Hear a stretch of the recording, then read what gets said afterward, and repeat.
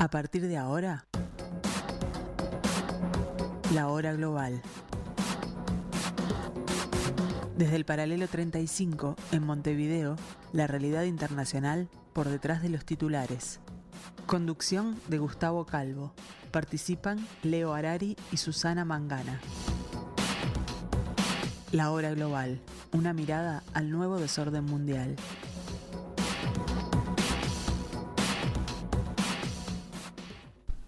Buenas tardes, amigos. Bienvenidos al 1170M de vuestro dial. Bienvenidos a los estudios de Radio Mundo. Bienvenidos a la tarde de Radio Mundo en esto que hemos dado de llamar la hora global.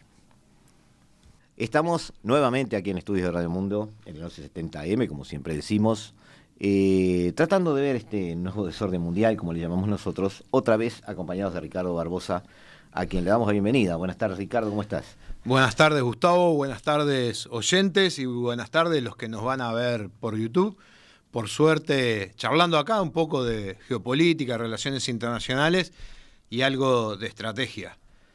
Si querés, arrancamos con esas noticias que nadie da, que las guardamos para nosotros. Se ve que la prensa las guarda solo para nosotros. No, está bien. A veces conviene, sí, como tú decís, ver la otra cara de alguna de las noticias, en algunos casos, y en algunos casos cosas que las noticias no presentan, ¿no? ¿De qué podemos hablar? A ver, decime. Y la de siempre. Tenemos un analista de inteligencia del Ejército de Estados Unidos preso por divulgar información a China. Se comprobó de que le depositaron algunos dinerillos y bueno, lo agarraron y ahí quedó. Después hay un interés de las empresas norteamericanas por tener el paquete accionario de fábricas militares argentinas para empezar a fabricar munición para la OTAN, tanto de cañón como de fusil. Tenemos en cuenta que ahí en Argentina teníamos un pasado reciente kirchnerista de una base china en el sur. Sí. Y esa quedó parada. Y el gobierno de Javier Milei ha dado un vuelco en ese sentido en cuanto a su alineación geopolítica. Se considera un socio estratégico, o pretende serlo, de Estados Unidos, y además mencionó Israel específicamente. Y bueno, esto puede ser parte, esto que estás diciendo tú, puede ser parte justamente de esa nueva alineación, ¿no? Estamos hablando entonces de no solo una fábrica con un perfil comercial, sino con un perfil militar. Sí, a ver, compensaría la decisión de Brasil de no proveer de munición de cañón 155, que Brasil es el segundo productor del mundo de ese tipo de munición, que es el que usan los cañones occidentales que le proveen a Ucrania. Y enganchando un poco con todo este tema, a ver, las decisiones de Lula últimamente, para mí reflejan la esencia de la decisión del interés del Estado. Me refiero a dos ejemplos.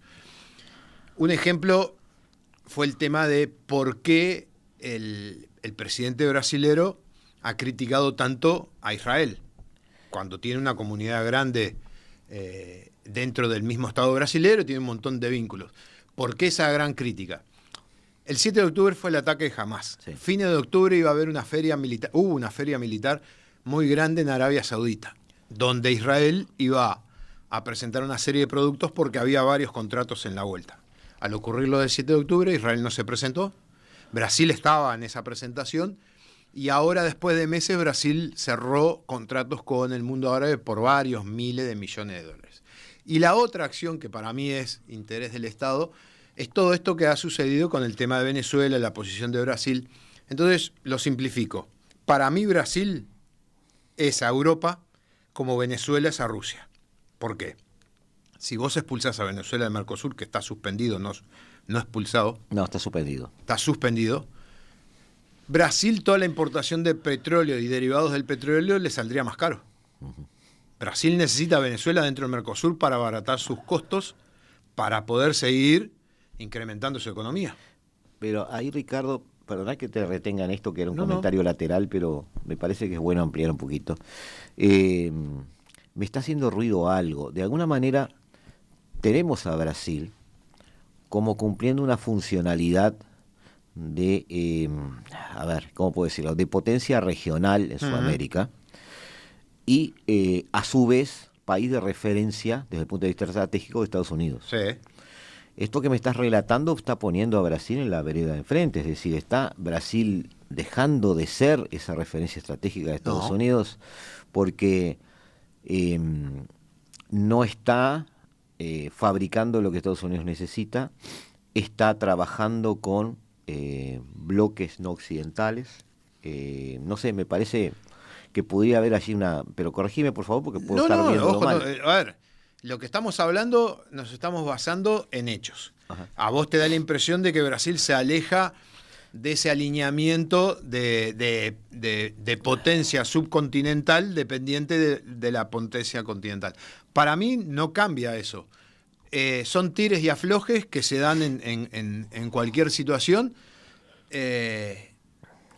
y se ha suplido de alguna otra manera, pero tampoco ha sido una decisión que digas, no, Brasil ya tuvo los choques en el gobierno anterior de Lula por el tema del famoso submarino nuclear, Sí. que en ese momento, como Estados Unidos le trancaba y le frenaba, Lula se apoyó en Francia para utilizar submarinos franceses para poder hacer el submarino nuclear, que supuestamente dicen que en un par de años está. Entonces, hay esos chisporroteos, pero en las grandes cosas siguen funcionando igual y cada uno dentro de su área de influencia, porque vamos a ser sinceros, a Estados Unidos, a no ser Colombia y Venezuela, porque está en el Caribe, de ahí para abajo le importa poco, ahora con un poco con China, pero nunca le importó. Cuando Obama fue presidente, todo el mundo pensaba que Latinoamérica iba a tener un gran vínculo, y acá vino a comer una hamburguesa a la Argentina y punto. Sí, sí, sí, no, de acuerdo.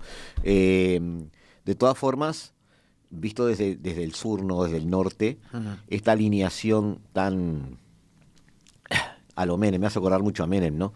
De Argentina con Estados Unidos, no le asemeja a Brasil. Brasil no ve como que alguien puede estar disputándole la cercanía con la potencia. Lo que pasa que si estuviéramos hablando de 15, 20 años de estabilidad en la Argentina, ahí sí te podría decir. Pero ahora, después del destrozo que tiene en todos los números, en cualquier indicador que ha tenido la Argentina, hoy por hoy no es amenaza. Claro. Dentro de 20 años, si se recuperó y tiene elecciones periódicamente, tiene un poder judicial que la gente confía en él, tiene un sistema legislativo que la gente confía en él, bajan los niveles de pobreza, aumentan los niveles de gente trabajando, no trabajando en negro, bajan los impuestos, o sea, se produce una serie de cambios que el tiempo es lo que va a poder permitir esa pregunta, y si siguieran los presidentes argentinos en buen vínculo con Estados Unidos, y yo no digo que Estados Unidos le corte el apoyo a Brasil, porque dentro de 20 años hay que ver también quién va a estar gobernando en Brasil. Claro. Porque una de las cosas que vemos en la facultad, cuando vemos el tema de Estados Unidos, es que todos los presidentes de Brasil, todos, Dilma, Lula, todos han estado en la Casa Blanca con todos los presidentes norteamericanos, siempre. Sí. Creo que la única excepción fue ahora con Lula. Obviamente Lula no se iba a vincular cuando estuvo Trump, pero tampoco no recuerdo que haya ido a la Casa Blanca a hablar con Biden. Y capaz que en lo que estábamos hablando represente ese alejamiento. Y enganchándolo con lo que vamos a hablar ahora, el tema de las ambiciones de Brasil, desde el principio del siglo XX, de integrar el Consejo de Seguridad en forma permanente, no rotatoria. Entonces, ese planteo es parte de esa política de Estado exterior brasilera que se repite sistemáticamente. Entonces, ahí son tiras y aflojes. Está bien. ¿Alguna otra noticia lateral? ¿Algo sobre Ucrania? No, está Ucrania, todo, bueno, para los que les guste la tecnología, está todo en ese impasse de que hay sí, pero un avance de unos kilómetros sí, de uno, un avance de unos kilómetros de otro. el tiempo va a durar. El tiempo va a pasar y el invierno se acerca. Sí, pero lo importante, como toda guerra, es avance de descubrimientos científicos y prueba de descubrimientos científicos. Ucrania ya está empezando a usar los perros robots. Ajá. Para búsqueda de minas, búsqueda de personas y un montón de cosas más. A su vez hay todo un tema de incorporación, como le dicen, de inteligencia artificial, el tema de los drones para poder identificar las cosas que están sobre tierra. O sea, ese lado se está cada vez desarrollando y vamos a recibir sorpresas de la tecnología vinculado y probada en los campos de batalla. El estado de situación de nuestra opinión sobre la guerra sigue siendo el mismo. Dentro de 6 meses hablaremos. Claro, yo sigo pensando que Rusia no puede perder, tú seguís pensando que Rusia no puede ganar. Exacto. Está bien, seguimos un poco. Seguimos así. Quería hacer un resumen divididos de ese tipo, que no es tan contradictorio como parece, pero sí, puede pasar sí. Exactamente las dos cosas. Sí, sí. Es Y otra cosita de las noticias así, lamentablemente el tema de Haití sigue siendo caótico. Los 1.000 efectivos que vinieron de la policía de Kenia, como veía en alguna prensa, no cumplió las expectativas. Las expectativas. A ver, nosotros estábamos con 10.000 efectivos militares, todo el país dividido, y teníamos casi 10.000 policías del mundo, ¿no? Para ayudar. Éramos 20.000 vinculados a la seguridad y estábamos en algunos momentos pendiendo de un hilo. Y 1.000 más, para mí, nunca no iban a arreglar nada. Lamentablemente no han podido arreglar. Ojalá hubieran podido arreglar. Sí, no entendí muy bien yo tampoco qué perfil tenía eso y qué se buscaba, porque de hecho no funcionó. Vayamos a Naciones Unidas, que es uno de los es uno de los problemas que tenemos los ciudadanos del mundo, no porque funcione mal, sino porque no funciona. Es un poco el tema. Claro, pero vamos por eso quiero ser justo, porque hay pero una gran estructura de Naciones Unidas funcionando, hay muchas oficinas prestando servicios y haciendo cosas muy buenas, pero evidentemente en la toma de decisiones a nivel global en cuanto a gobernanza está ausente, es decir, o ha delegado sus funciones o de hecho hay una especie de gobernanza paralela. Sí, a ver, yo sostengo que las Naciones Unidas es muy cuestionada en todos los aspectos, pero creo que sería peor si no estuviera. Entonces, las Naciones Unidas, para que la gente que pueda entender un poco cómo funciona esta gran organización, está dividido en 6 partes. Nosotros vamos a hablar en este programa de una parte y en el próximo vamos a hablar de la otra parte. Está dividido en la Asamblea General, que son 193 estados, Consejo de Seguridad, que es lo que vamos a hablar hoy, el ECOSOC, que es el tema financiero, donde se pagan las cuotas y se planifica la financiación de las actividades. El Consejo Económico y Social. El Consejo Económico y Social, exacto. El Consejo de Administración Fiduciaria, que supervisaba, y hoy creo que queda Sarajevo, creo que es la única que le queda. Sí, de hecho no está funcionando como... No, está manteniendo las financiaciones. La idea era formar, no sé si me equivoco, pero formar un organismo que supervisaba la administración de fideicomisos, sí, para la ayuda a determinados estados que tenían problemas en su conformación formal, digamos, Y eso derivó en la administración de territorios, que la solución era administrarlo por Naciones Unidas, porque si no empezaba otro problema de quién administraba eso. Tenés la Corte Internacional de Justicia y la Secretaría General, que es un órgano dentro de Naciones Unidas. Nosotros lo que vamos a ver hoy, vamos a tratar de analizarlo, no jurídicamente, no del derecho internacional público, sino qué hace y qué no hace en lo que nos interesa a nosotros en la política internacional, en la geopolítica y en las relaciones internacionales, que es el Consejo de Seguridad. El modelo de Naciones Unidas, lo que hay que tener claro, que es un modelo replicado en parte de lo que fue la Sociedad de las Naciones. Cuando termina la Primera Guerra Mundial y ocurre ese espíritu idealista, ¿qué quiere decir idealista? No es que sean buenos, no es que sean Gandhi, no es que sean la Madre Teresa de Calcuta, sino el idealismo lo que plantea básicamente es que los estados juntos, formando organismos todos, van a colaborar mucho más que si estuvieran en forma independiente. Claro. Y el gran impulsor de eso, vos te acordás, bueno, lo que haya leído historia, le haya gustado, el presidente Woodrow Wilson, que era un demócrata, que insistió con los famosos 14 puntos de Wilson para generar esto, la Sociedad de las Naciones, pero a contrapartida en Estados Unidos el Congreso no votó para integrarse, no formar parte del Consejo de Seguridad, porque la Sociedad de las Naciones tenía varias divisiones, que era la Asamblea, tenía el Consejo de Seguridad y una parte administrativa. Con esas partes, el secretariado era, ¿no? Repito, la Asamblea, el Consejo y el secretariado. Con eso funcionaba la Sociedad de las Naciones. Era un modelo nuevo para la época, donde se traía naciones de todo el mundo. Se formó con 47 naciones. Ahí ya se me queda corto todo el mundo, porque eran 47 estados que tenían sus élites, que eran réplicas de las élites europeas. Estábamos incluidos nosotros.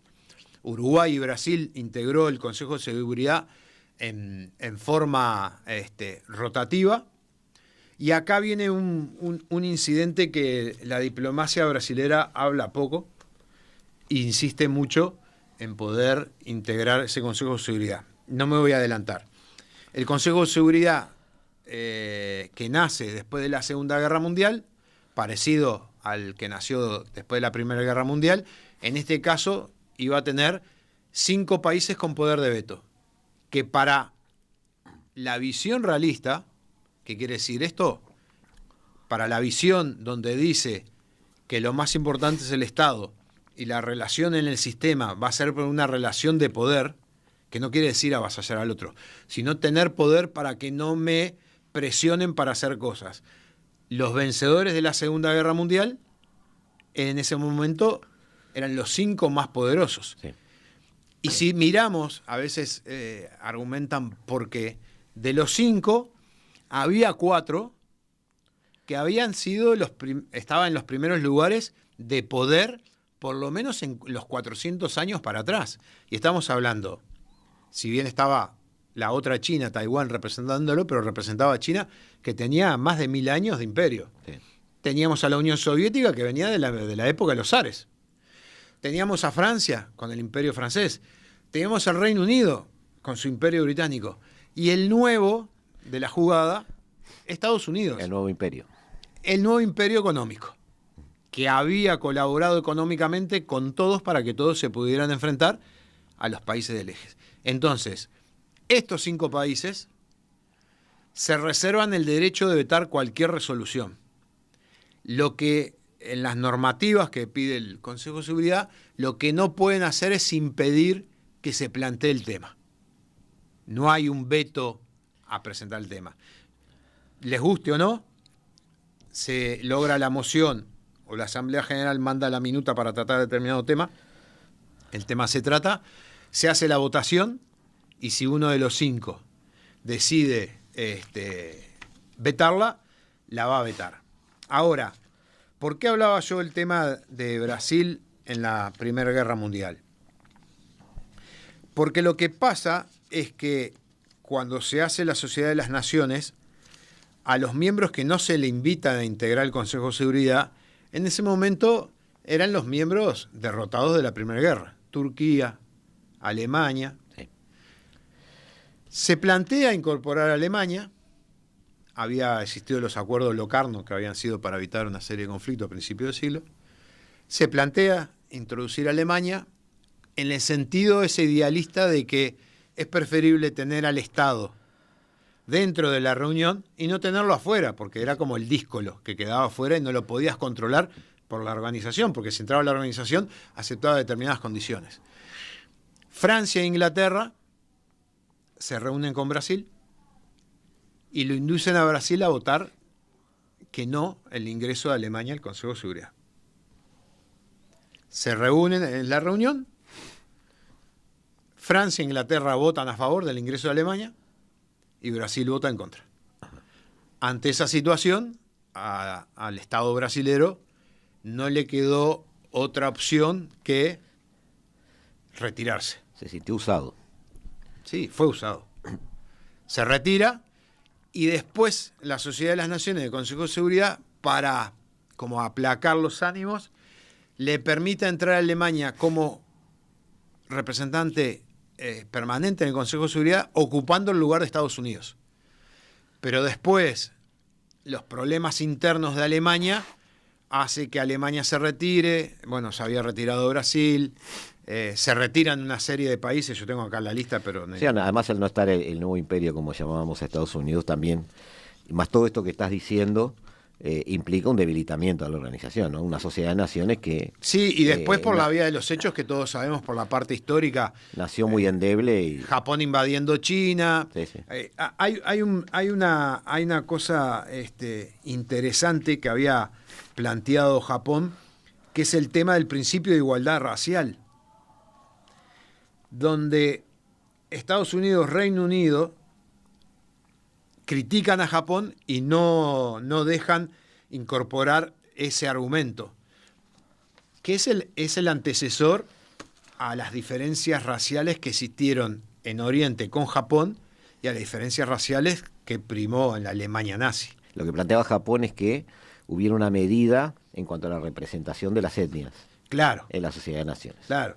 Entonces, todos esos problemas, como dicen, viviendo y aprendiendo, cuando termina la Segunda Guerra Mundial, en realidad, Naciones Unidas, ya en el 44 se había planeado crearla. Roosevelt, en su lógica en la Segunda Guerra de incorporar recursos y materiales, le pide a Brasil que colabore con materiales y que colabore con tropas. Brasil ofrece tropas y Roosevelt le ofrece la posibilidad de ser un integrante permanente del Consejo de Seguridad.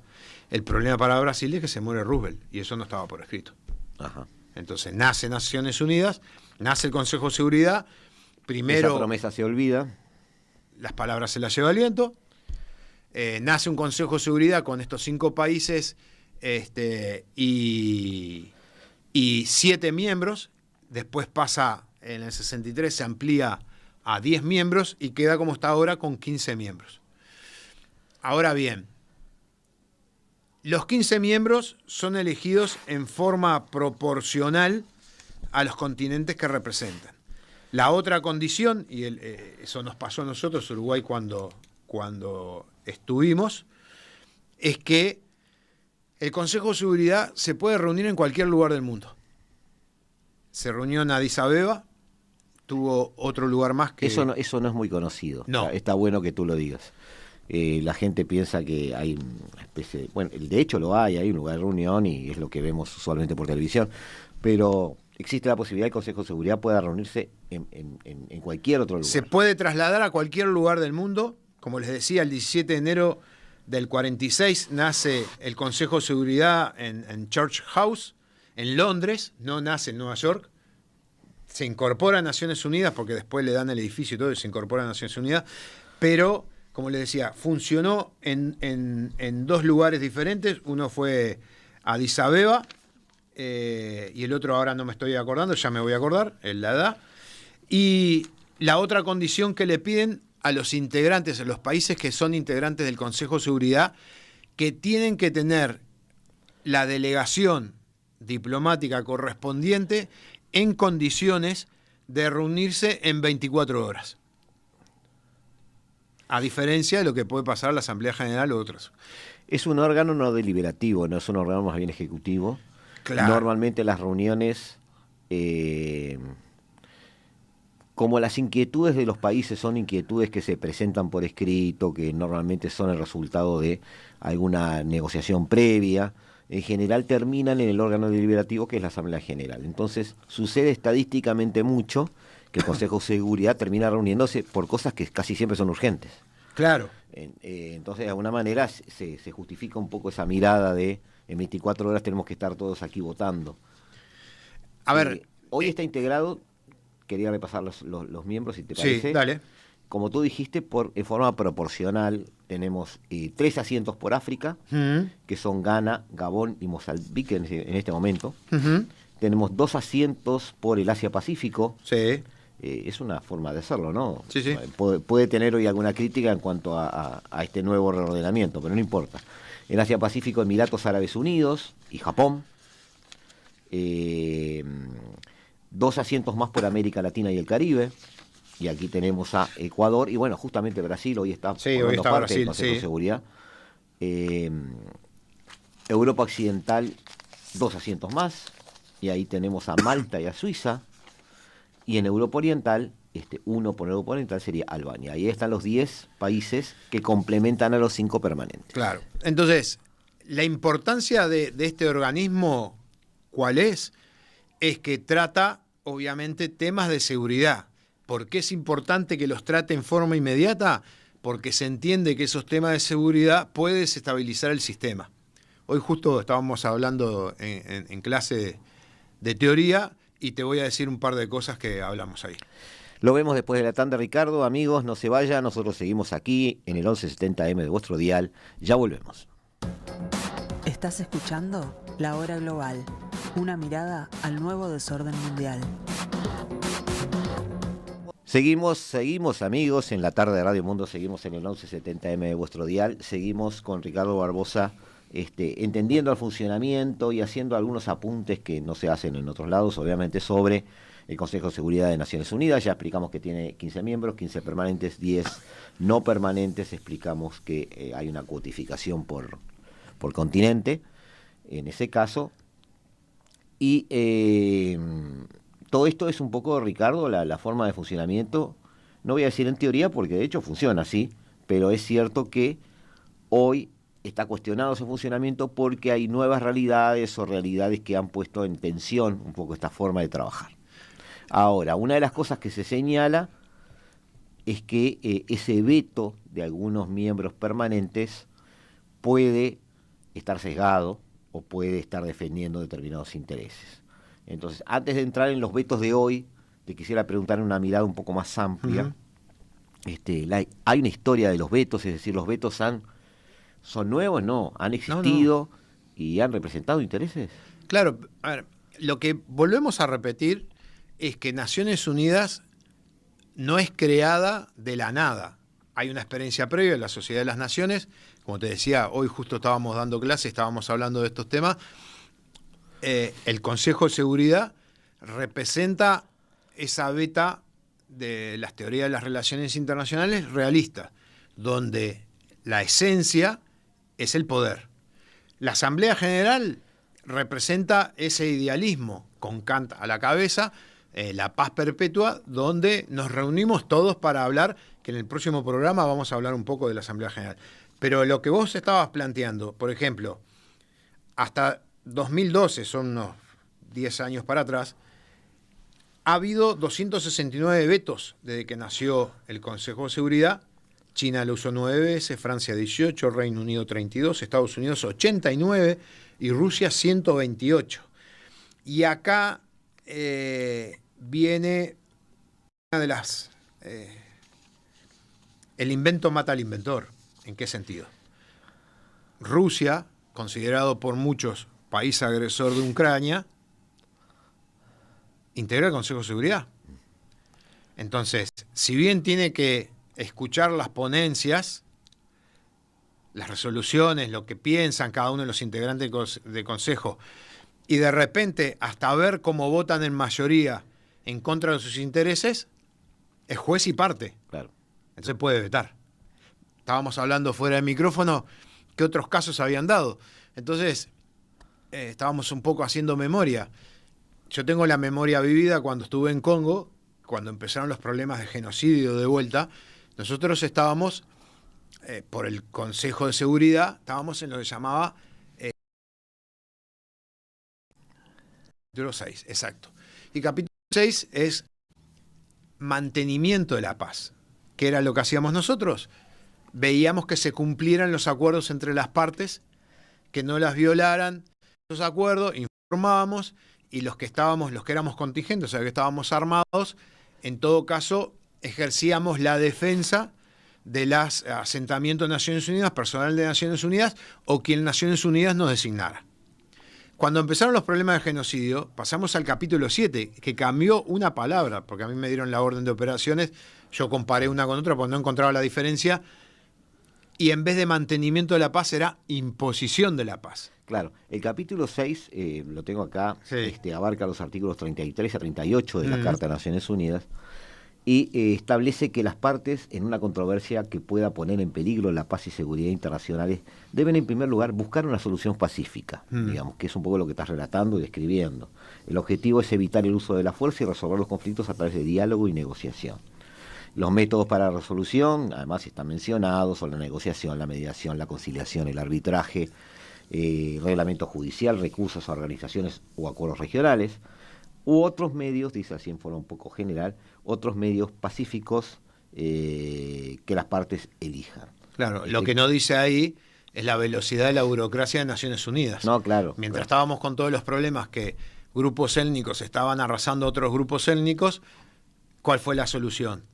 Intervino lo que llamó el ejército europeo, que fue en realidad Francia, con elementos aéreos y elementos terrestres, impuso a sangre y fuego que se siguiera ese genocidio. Una vez que se tranquilizó el problema, la velocidad de la burocracia pasó a que pasamos a capítulo 7. Y Claro. capítulo 7, ahí te habla de imposición de la paz. O sea, nos da autorización a nosotros a hacer acciones militares para mantener la paz. Ese cambio es importante porque el capítulo 6 necesita normalmente consentimiento de las partes, imparcialidad, uso limitado de la fuerza, facilitación del diálogo. Sin embargo, el capítulo 7 tiene otro, como tú dijiste, otro cariz. Es decir, estamos hablando de una acción directa. Lo que pasa también, y esto es muy subjetivo, digo, yo estuve en el 93 en Camboya, después en el 2013 en Congo. ¿Qué diferencia vi? Muchos dicen, y ahora es, vamos a decir, normal, la pérdida de respeto por las partes de Naciones Unidas. Y eso está relacionado muy directamente con todos los problemas de radicales religiosos vinculados a el poder del uso de las armas. Entonces, Naciones Unidas, que se vio cosas para mí horribles, se vio gente de Naciones Unidas controlando cosas en determinados países con gente que llevaba el escudito del Estado Islámico. Claro. Entonces, ese tipo de problemas llevó a esa pérdida de respeto, a esa pasada al capítulo 7, y hay un capítulo 8, famoso, que sería ya intervenir un país o intervenir la zona, combatir para aplicar la paz, que creo que la única vez que se estuvo a punto de aplicar fue la película de Leonardo DiCaprio, Diamante de Sangre, ¿cómo se llama? La capital es Georgetown, Liberia. En Liberia, que es productora de diamantes, ahí fue la primera vez que se compraron helicópteros de combate para Naciones Unidas. Ahora, todo esto, ayúdame a criticar un poquito esto, porque analizar. me parece bien el funcionamiento, pero el tema es, todo esto que estoy escribiendo, esta urgencia por imponer la paz, no por negociarla. Y además, como tú escribiste el capítulo 8, podría ser perfectamente aplicable hoy en Sudán, por ejemplo. Sí. Pero no lo es. No. Es que las Naciones Unidas no presta atención a algunos temas, no tiene los medios suficientes, o los países que están encargados, supongo yo que en realidad esto debe ser impuesto, no impuesto, perdón, dije mal, debe ser impulsado, puesto sobre la mesa, llamado la atención por parte del secretariado. Sí. Sería su función. Sí. Hay minutas que salen de la Asamblea General, van a secretariado, secretariado, Consejo de Seguridad. Hay una especie ahí de que algunas cosas le doy, hago caso y otras no. ¿Y sí? O sea, Hoy en la clase estábamos hablando del tema del conflicto y yo les decía, pues estábamos viendo a Hobbes, sí, la naturaleza del hombre y todo eso, le decía, a ver, no es que no haya conflictos, hay, pero como están alejados de los centros de poder, no afectan. Ucrania está a 500, la frontera de Ucrania con Polonia está a ¿cuánto de Varsovia? 200, 300 kilómetros. Varsovia de Berlín, unos 200, 300 más. Berlín de París, unos 500. París Madrid otros 500 y otros 500 para Lisboa. O sea, está al lado del centro de poder. Entonces, la guerra de Ucrania, el problema es que, volvemos a lo mismo, es juez y parte, y en el tema de Sudán, vos tenías uno de los que veta muy involucrado, que fue el que presionó para la creación de Sudán del Sur, que es China, por todo el tema de pozos petroleros. Entonces, está Arabia Saudita ahí. Claro, los vetos de China. Salió, pero. Claro, pero los vetos de China, para poder. Yo me acuerdo que yo me anoté para ir a Sudán, a la misión que se iba a hacer. Se empezó a armar, después se derivó a lo que se llama la teoría Powell, la teoría del César, de que las legiones locales atienden los problemas y las legiones romanas, si el problema sobrepasa, interviene, que fue lo que pasó en el terremoto de Haití. La Unión Africana interviene en varios conflictos, como para decir, nosotros mismos podemos arreglar. Y el problema de Haití fue algo así, porque prácticamente estaba toda Latinoamérica con el encargado militar, el Force Commander, que siempre fue brasilero, ¿ah? Y algunos países que, como yo digo, son países de uso para Naciones Unidas, pero que no genera problemas dentro del país si tienen muchos muertos. Sri Lanka, Bangladesh, Nepal. Si hubiera muchos muertos acá en el Uruguay, sería un problema. No queremos dejar de lado que Uruguay estuvo integrando el Consejo de Seguridad, 2016-2017. No hace mucho, sí. No hace mucho. Obligó a que el plantel diplomático que estaba en Nueva York se duplicara prácticamente, debido a que cada vez que se van a tratar los temas, cada uno de los integrantes tiene que hacer su investigación del tema para emitir la opinión y fundarla. Rosselli, creo que vos lo entrevistaste alguna vez, él estuvo ahí. Ahora, a nivel uruguayo, mi crítica, que siempre he dicho lo mismo, fue la incongruencia de que Uruguay estaba en el Consejo de Seguridad y cuando estaba en el Consejo de Seguridad fue cuando empezó a reducir las tropas en el exterior. Nosotros llegamos a tener más de 3.000 afuera. Y como siempre cuento, en el primer año del gobierno de Tabaré Vázquez, cuando va en septiembre a la Asamblea General, el presidente Obama le manda una invitación para cenar en una mesa. Se sienta a esa mesa, no sabía por qué, y ahí les dice, agradezco a todos los presentes porque ustedes son los países que más colaboran para las misiones de paz en relación a su población. Entonces, para mí había una contradicción. Estábamos en el Consejo de Seguridad y el brazo ejecutor del Consejo de Seguridad son las misiones de paz. Sí. Y nosotros retiramos gente. Está bien, está bien. De todas formas, me gustó que fueras a la descripción de los capítulos, porque si bien es cierto que seguimos anclados en que los vetos son un problema, con la descripción que has hecho, nos queda claro que ya no es tan problema la estructura legal o de funcionamiento de las Naciones Unidas. No. Porque se piensa que las Naciones Unidas son inoperantes muchas veces porque no tienen los elementos o las herramientas para intervenir en algún conflicto, y legalmente de hecho la tienen, es decir, no han sido omisos en eso, pero cuando llega el momento de expresar la voluntad, de poner en funcionamiento la maquinaria, el veto, como tú dijiste y tú describiste correctamente, es el palo de la rueda, ¿no? Sí, mira. Pero no sucede que no hay ninguna reglamentación, ni argumentación, ni estatuto que nos permita intervenir. No, eso no es cierto, lo hay. La voluntad es otro tema, corre por otra vía. A ver, recomiendo a nuestros escuchas el documental de Deutsche Welle sobre la vuelta del hijo de Gaddafi. Ahí tienen una parte que ven la decisión del Consejo de Seguridad, asesorado por la Asamblea General, de intervenir Libia por un montón de problemas. Claro. Entonces, y los capítulos que vos decías, para nosotros los militares, cuando estamos en el terreno, es la esencia de lo que llaman las Rules of Engagement, o sea, las reglas de enfrentamiento. Claro. Basado en esos capítulos es que nosotros nos enfrentamos. ¿Qué diferencia tenemos? Una vez tuve una discusión con un teniente coronel de Infantería Marina en Washington, en el Naval War College. Hicimos un juego de guerra, era la misión de paz de Haití. Se produció una situación, yo di determinadas órdenes, después en la reunión de crítica me critican las órdenes que había dicho. Entonces yo le pregunté, le digo, pero lo que pasa es que ustedes sus misiones, trazan una raya y todo el que esté adelante lo borran del mapa.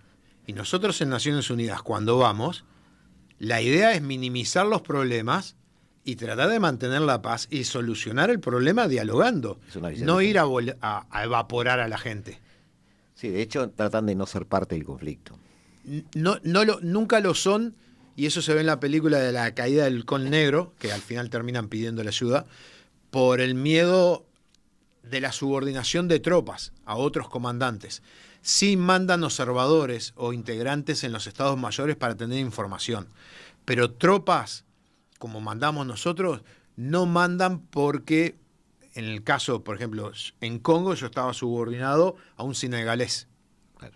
En Haití estábamos subordinados a un ganés. Entonces, esa subordinación Estados Unidos no la acepta.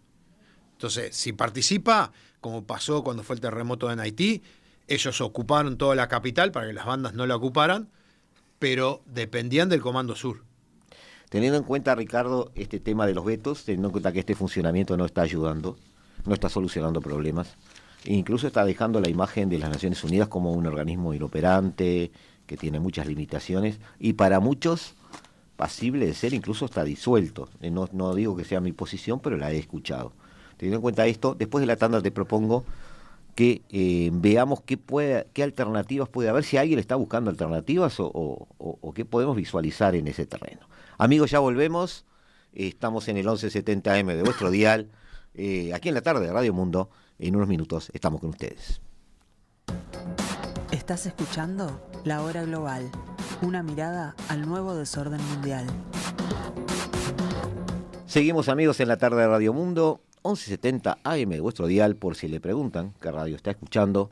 Aquí está La Hora Global, tratando de hacerles ver nuestra mirada sobre este nuevo desorden mundial. Con Ricardo Barbosa estamos analizando hoy la figura, o por lo menos lo que vemos del Consejo de Seguridad de Naciones Unidas. Ricardo, habida cuenta de que el cuerpo legal tiene algunos elementos que tú mencionaste, los más evidentes, los más obvios y los que permiten trabajar sobre el terreno. Aparentemente, más allá de la estructura, la actitud de los miembros parece ser el problema. Lo que pasa es que responden a sus intereses. El Consejo de Seguridad nació y tenía que nacer porque los más poderosos tenían que tener algo. Históricamente, en la historia europea, hay un montón de ejemplos. Ahora bien, las misiones de paz, que es lo que la gente relaciona directamente, hay misiones de paz que se llaman a los países, hay misiones de paz que las potencias participan sin pedirle nada a nadie, participan y se ponen bajo un comando de Naciones Unidas. Entonces, estos 5 países que tienen esa posibilidad de veto, también tienen la posibilidad de actuar en forma rápida, porque todos tienen fuerzas militares de rápido despliegue, tanto Rusia, China, Francia, Reino Unido y Estados Unidos. El problema que vos planteás es que los intereses de esos estados, principalmente, porque son los que pueden anular la decisión de los otros 14, es una condición necesaria para mantener el equilibrio y para mantener el sistema. Porque si no existiera ese sistema, ¿qué es lo que pasaría? Lo que ya pasó en la Sociedad de las Naciones. Que los estados empezarían a retirar, empezarían a hacer lo que quieran y otra vez se disolvería ese organismo, si quieren, idealista, para poder tener a todos los estados ahí para poder hablar. Que en el próximo programa vamos a hablar un poco de la Asamblea General de algunas cosas que parecen incongruentes. Pero esa es la realidad. Y si bien hay mucha gente que ha reclamado ampliar el Consejo de Seguridad, ampliarlo ¿por qué? Si tenemos un país y medio asiático, China y la mitad de Rusia. Tenemos 2 países y medio europeos, Francia, Inglaterra y medio Rusia. Y tenemos un país americano. ¿Quiénes no están representados? Los africanos y Oceanía.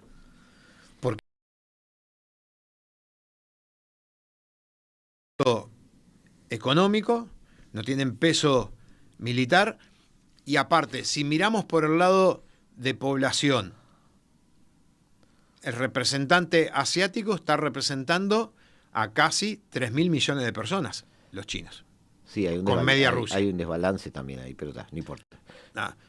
Estados Unidos representa, si querés, el continente está representando a unos 800 millones, casi 1.000. Europa, que de repente está sobredimensionada, está representando a 500 millones. Sí. Siempre Europa dice que es en realidad el representante también de África. Pero la otra cosa que cualquier persona se tendría que hacer la pregunta, si un grupo de 5 países tienen el poder, ¿por qué lo van a dividir entre más o por qué lo van a cambiar?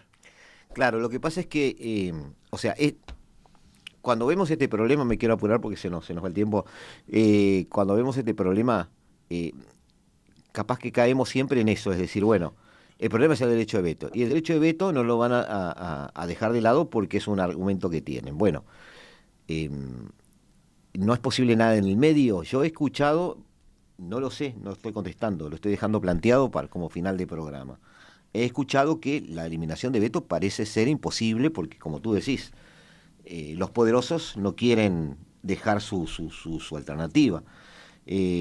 Además, seguramente ni Washington, ni Moscú, ni Pekín votarían una eliminación de veto. No, y aparte hay una cosa principal. Estamos en pleno enfrentamiento, no estamos en un momento de paz absoluta, además. El ingreso, que lo vamos a hablar en la próxima, el ingreso de los estados a Naciones Unidas pasa por el Consejo de Seguridad. Segundo punto, vos como Estado, cuando entras en Naciones Unidas, te dicen, estas son las reglas. Claro. Y las aceptás. Entonces, después que estás adentro, ¿las querés cambiar? Claro. Ahora, se pueden hacer algunos cambios pequeños. Por ejemplo, Francia y Reino Unido han sugerido que los miembros del Consejo de Seguridad, los miembros permanentes, se comprometan a no utilizar nunca el veto en conflictos que puedan ser catalogados como humanitarios. Bueno, podría ser. El 26 de abril, tengo aquí anotado, el año 2022, se logró, por ejemplo, que se le requiriera al Consejo de Seguridad que si veta, que lo justifique. El veto sigue, pero por lo menos justificó. Sí. Y bueno, quizás por ahí, Ricardo, pueda ir el tema. Sí, es un conjunto de aspiraciones, y lo que vos decías, en el 2024 el Consejo de Seguridad aprobó la resolución 2722, que habla de la responsabilidad primordial de mantener la paz, el derecho internacional, la preocupación de las amenazas de los actos ilícitos vinculados a navegantes, personas, importantes, bla, bla, bla, bla, bla. Hay casi 14 puntos que está vinculado a lo que vos decís.